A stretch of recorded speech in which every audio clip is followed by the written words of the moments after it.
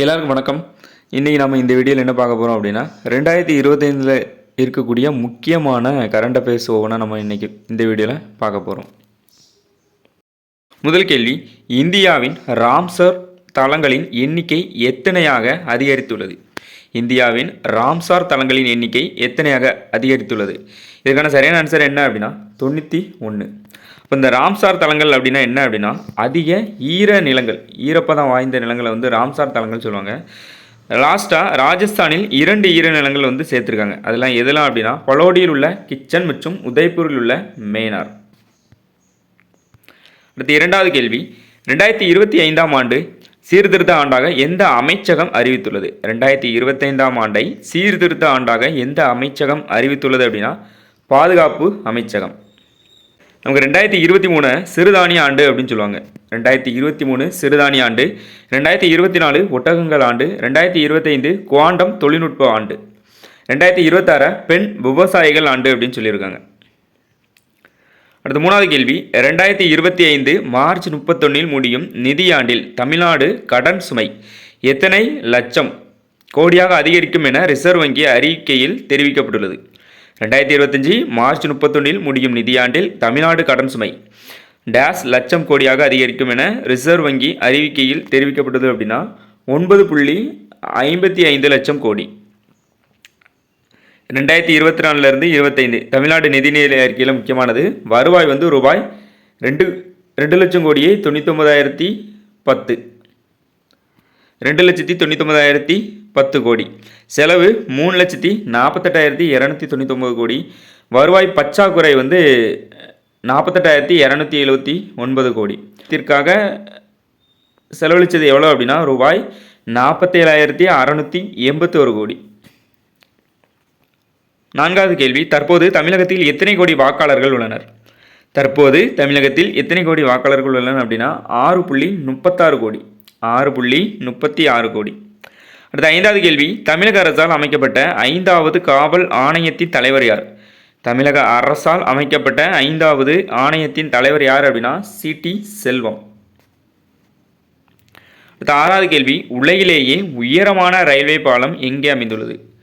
உலகிலேயே உயரமான ரயில்வே பாலம் எங்கு அமைந்துள்ளது அப்படின்னா ஜம்மு காஷ்மீர். இது எந்த நதி மேலே கட்டியிருப்பாங்க அப்படின்னா செனாப் நதி. எவ்வளோ உயரம் அப்படின்னா 359 மீட்டர் உயரமுடையது. அடுத்த ஏழாவது கேள்வி, நிலவிலிருந்து கனிமங்களை சேகரித்து வர இஸ்ரோ மேற்கொள்ளும் திட்டம். நிலவிலிருந்து கனிமங்களை சேகரித்து வர இஸ்ரோ மேற்கொள்ளும் திட்டம் எது அப்படின்னா சந்திராயன் 4. சந்திராயன் 3 எப்போ 23 ஆகஸ்ட் 2023. இது வந்து என்ன சொல்லுவாங்க அப்படின்னா தேசிய விண்வெளி தினம். தேசிய விண்வெளி தினம். சந்திராயன் 3 மூலம் நிலவின் தென் துருவத்தில் இறங்கிய முதல் நாடு எது? இந்தியா தான். சந்திராயன் 3 மூலம் நிலவின் தென் துருவத்தில் இறங்கிய நாடு இந்தியா. அடுத்த எட்டாவது கேள்வி, வானிலை சூழலுக்கு தயாராகவும் பருவநிலைக்கு உகந்த நாடாக மாற்றும் நோக்கத்துடன் தொடங்கப்பட்ட திட்டம் எது? வானிலை சூழலுக்கு தயாராகவும் பருவநிலைக்கு உகந்த நாடாக மாற்றும் நோக்கத்துடன் தொடங்கப்பட்ட திட்டம் எது அப்படின்னா மிஷன் மௌசம். அது ஒன்பதாவது கேள்வி, கலைஞர் கனவு இல்ல திட்டத்தின் கீழ் எந்த ஆண்டுக்குள் 8 லட்சம் கான்கிரீட் வீடுகள் கட்ட நிர்ணயிக்கப்பட்டுள்ளது? கலைஞர் கனவு இல்ல திட்டத்தின் கீழ் எந்த ஆண்டுக்குள் 8 லட்சம் கான்கிரீட் வீடுகள் கட்ட நிர்ணயிக்கப்பட்டுள்ளது அப்படின்னா 2030.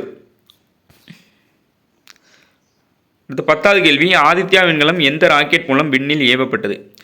ஆதித்யா விண்கலம் எந்த ராக்கெட் மூலம் விண்ணில் ஏவப்பட்டது அப்படின்னா பிஎஸ்எல்வி C-57. PSLV C-57. இது எங்கேருந்து ஏவிப்பாங்க அப்படின்னா ஸ்ரீஹரிகோட்டாலேருந்து. செப்டம்பர் 2, 2023 தான் அந்த செயற்கைக்கோள் வந்து ஏவிருப்பாங்க.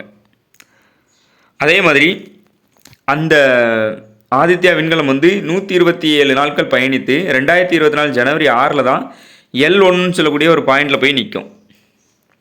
அடுத்து 11வது கேள்வி, உலக பயங்கரவாத பட்டியலில் இந்தியாவின் இடம் என்ன? உலக பயங்கரவாத பட்டியலில் இந்தியாவின் இடம் என்ன அப்படின்னா 14. பத்திரிகை சுதந்திர குறியீட்டில் வந்து 151வது இடம். பத்திரிகை சுதந்திர குறியீடு. வாகன உற்பத்தியில் 3வது இடம். உலக காற்று மாசுபாடுல வந்து 5ஆம் இடம். 12வது கேள்வி, தமிழ்நாட்டில் ஏஏ டீச்சர் எங்கு அறிமுகம் செய்யப்பட்டது? தமிழ்நாட்டில் ஏஏ டீச்சர் எங்கு அறிமுகம் செய்யப்பட்டது அப்படின்னா ராமநாதபுரம். அதனோட பெயர் என்ன அப்படின்னா மார்க்கெட் 25 இந்திய மொழிகள் மற்றும் 25 சர்வதேச மொழிகளில் பேசக்கூடியது. அதே மாதிரி முதல் ஏஐ பள்ளி எங்கே அப்படின்னா ஐரிஸ், அதாவது கேரளாவில் தான் நிறுவியிருப்பாங்க. அதனோட பேர் வந்து என்ன அப்படின்னா ஐரிஸ். முதல் செய்தி வாசிப்பாளர் ஏஐ செய்தி வாசிப்பாளர் எதுனா லிசா. 13வது கேள்வி, விக்ரம் 3201 மற்றும் கல்பனா 3201 உருவாக்கப்பட்டது யாரால்? இஸ்ரோ தான் உருவாகியிருப்பாங்க. விக்ரம் 3201 மற்றும் கல்பனா 3201. 14வது கேள்வி, ஐநா மனித வளர்ச்சி குறியீட்டில் முதலிடத்தில் பிடித்த நாடு எது? ஐநா மனித வளர்ச்சி குறியீட்டில் முதலிடம் பிடித்த நாடு எது அப்படின்னா ஐஸ்லாந்து. அதில் 2ஆம் இடம் வந்து நார்வே, 3ஆம் இடம் வந்து சுவிட்சர்லாந்து. இந்தியாவுக்கான இடம் என்ன அப்படின்னா 130. 15வது கேள்வி, இந்தியாவில் அதிக மகப்பேறு இறப்பு விகிதம் உள்ள மாநிலம் எது? இந்தியாவில் அதிக மகப்பேறு இறப்பு விகிதம் உள்ள மாநிலம் எது அப்படின்னு கேட்டால் மத்திய பிரதேசம். அடுத்து 16வது கேள்வி, யாசகர் இல்லாத நகரம் எது? யாசகர் இல்லாத நகரம் எது அப்படின்னா இந்தூர். அடுத்து 17வது கேள்வி, யூபிஎஸ்சியின் புதிய தலைவர் யார்? யூபிஎஸ்சியின் புதிய தலைவர் யார் அப்படின்னா அஜய்குமார். அடுத்து 18வது கேள்வி, அன்பு கரங்கள் திட்டம் எப்போது தொடங்கப்பட்டது? அன்பு கரங்கள் திட்டம் எப்போது தொடங்கப்பட்டது அப்படின்னா செப்டம்பர் 15, 2025. செப்டம்பர் 15, 2025. அடுத்து 19வது கேள்வி, உங்களுடன் ஸ்டாலின் திட்டத்தின் கீழ் எத்தனை சிறப்பு முகாம்கள் நடைபெற உள்ளது?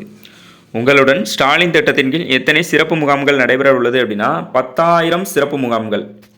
இது எப்போ தொடங்கியிருப்பாங்க அப்படின்னா ஜூலை 15 கடலூரில்.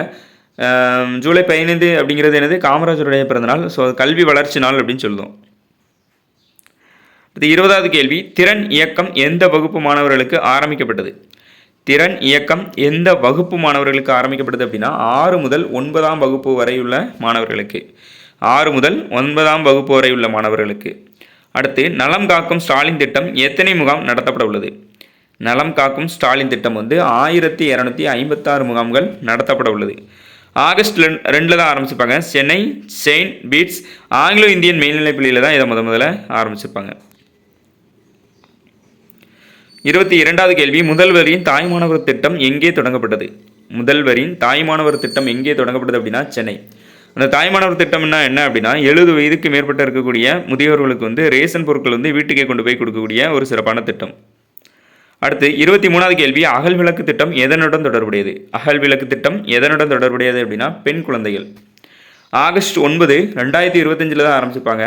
புதுக்கோட்டையில் கீழமங்கலம் அரசு மகளிர் மேல்நிலைப் பள்ளியில் தான் என்ன செஞ்சுருப்பாங்க? இதை ஆரம்பிச்சிருப்பாங்க. அடுத்து 24வது கேள்வி, வெச்சி நிச்சயம் திட்டம் எப்போது ஆரம்பிக்கப்பட்டது? வெச்சி நிச்சயம் திட்டம் எப்போது ஆரம்பிக்கப்பட்டது அப்படின்னா ஜூலை 1, 2025. ஜூலை 1, 2025. அடுத்து 25வது கேள்வி, உழவரை தேடி வேளாண்மை உழவர் நலத்துறை எங்கே தொடங்கப்பட்டது அப்படின்னா சென்னை. உழவரை தேடி வேளாண்மை உழவர் நலத்துறை எங்கே தொடங்கப்பட்டது அப்படின்னா சென்னை. ஸோ இதுவரை இதில் 25 முக்கியமான கரண்ட் அஃபேர் கொஸ்டின் பார்த்துருக்கோம். இந்த வீடியோ உங்களுக்கு பிடிச்சிருந்து அப்படின்னா லைக் பண்ணுங்கள். நம்ம சேனலை இப்போ தான் முத பார்க்கிங்க அப்படின்னா சப்ஸ்கிரைப் பண்ணுங்கள். இதில் எதுவும் டவுட் இருந்துச்சு அப்படின்னா கமெண்ட் பண்ணுங்கள். இதுபோல் மீண்டும் ஒரு வீடியோவில் மீண்டும் சந்திப்போம். நன்றி, வணக்கம்.